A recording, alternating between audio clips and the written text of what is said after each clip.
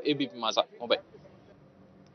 भाजपचे आमदार सुधीर मुनगंटीवार यांनी विधानसभेत राज्य सरकारला घेरलंय. महिला आयोगाला देण्यात येणाऱ्या निधीवरून मुनगंटीवारांनी महिला आणि बालविकास राज्यमंत्री मेघना बोर्डीकरांवर प्रश्नांची सरबत्ती केली. यावेळी विधानसभा अध्यक्ष राहुल नार्वेकर यांनी मध्यस्थी केलेली आहे. माझा पहिला स्पेसिफिक प्रश्न आहे अध्यक्ष महाराज, यामध्ये 17 पदं बाह्य यंत्रणेच्या माध्यमातून भरण्यात आली आहे.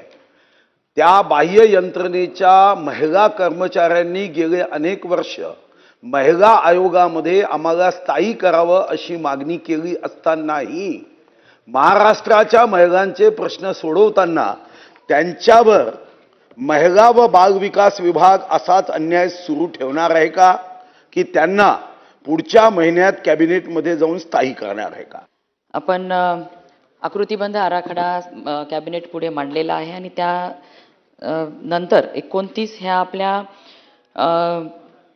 पद भरती होणार आहे आणि बाह्य स्त्रोतद्वारे आपण 41 नवीन असे 70 नवीन पद भरती होणार आहेत.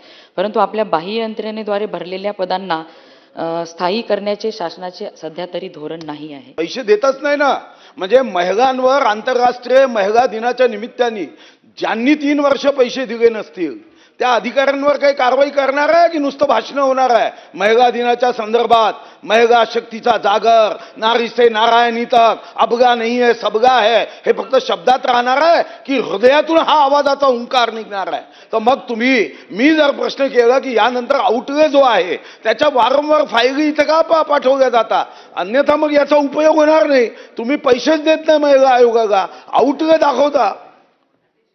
महोदय, महिला आयोगाच्या मागणीनुसार निधी आपण वर्ग करत असतो. कुठेही निधीची कमतरता कधीच आता पटलावर ठेवू आम्ही तो, पण दरवर्षी आपण जेवढा निधी खर्च केला तो दरवर्षी संकेतस्थळावरती आपण टाकत असतो. आणि अध्यक्ष महोदय, महिला आयोगासाठी निधीची कमतरता कधीच कमी पडत नाही. त्यांच्या आवश्यकतेनुसार प्रत्येक वेळी आम्ही निधी वितरित करत असतो. मंत्रालयामध्ये अधिकारी बुद्धिमान आहे आणि इतर ठिकाणचे अधिकारी बुद्धिमान नाही असा काही नियम आहे का? अध्यक्ष महाराज, तोच IAS जिल्हाधिकारी मंत्रालयात सचिव म्हणून येतो. जिल्हाधिकारी असताना प्रश्नचिन्ह आणि सचिव झाल्याबरोबर प्रचंड बुद्धी वाढते का? जे जनरल नॉलेज मला आहे ते -9 + 5 म्हणजे 5व्या वर्षीपर्यंत मनुष्याच्या बुद्धीचा किती GB असेल तो 5व्या वर्षीपर्यंत 90% ठरते, नंतर बुद्धी वाढत नाही.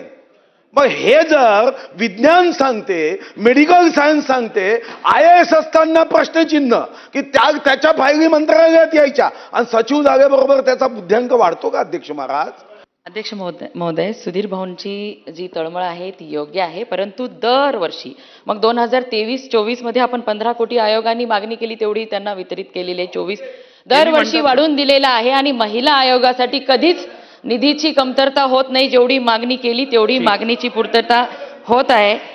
आणि आता सुद्धा 2026-27 साठी आपण 18 कोटी 35 लाखाची आयोगाने मागणी केलेली, तेवढी पूर्तता केलेली आहे. आउटले किती आहे तुम्ही विचारलं? आउटले त्यांनी ठीक आहे, त्यापैकी त्यांनी पण स्पष्ट उत्तर दिलंय, जशी मागणी महिला आयोगाकडनं येते तसं आम्ही वितरित करतो. आणि यानंतर बुलेटिनमध्ये